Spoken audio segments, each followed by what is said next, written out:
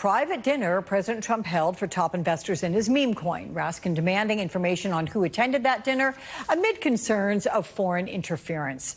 Shaniqua McClendon and Carlos Cabello are back with me, I'm glad to say. So, Shaniqua, Raskin also said what happens depends on the level of public interest and public outcry about this.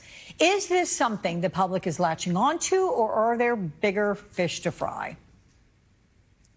There are a lot of fish to fry, but I do think this is something that people should really care about. Donald Trump and his family, they are grifters, they're scamsters, and there's no reason to think that once Donald Trump got access to the White House that they wouldn't do that to the entire country.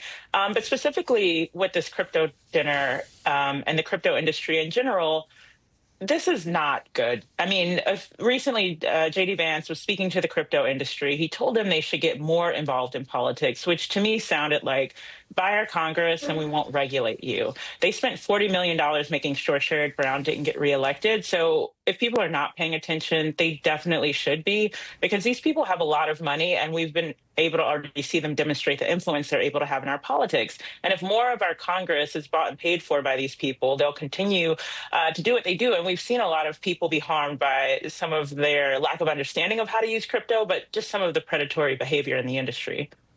And Carlos, you combine this with Trump's flurry of pardons, including those who'd been convicted on corruption charges, tax evasion, and so on. What message does it send? Well, Alex, obviously it doesn't send a good message, right? It kind of sends a message of lawlessness. And I do think the big risk, though, here is not legal for the Trump administration, but more political. Democrats have been trying to build this narrative since the beginning of the administration when Trump was building his cabinet, that this is a government for and by billionaires, that it's for wealthy people, that it's for people who want to enrich themselves. If that narrative gains traction, then you could see Republicans, not Trump, because won't be on the ballot anymore, but right. You could see congressional Republicans pay a price for all of this in next year's elections.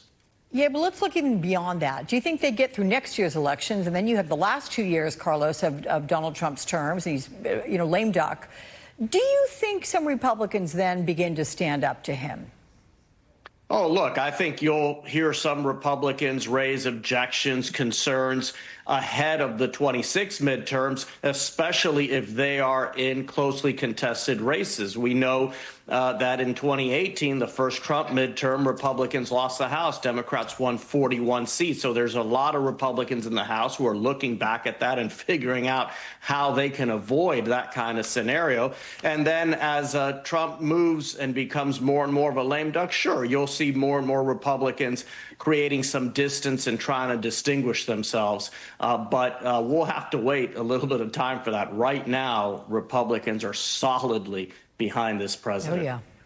Shaniqua, here's President Bill Clinton this morning. He was talking about Donald Trump and the impact of his presidency. Listen to this. President Trump has a right to do what he thinks is right.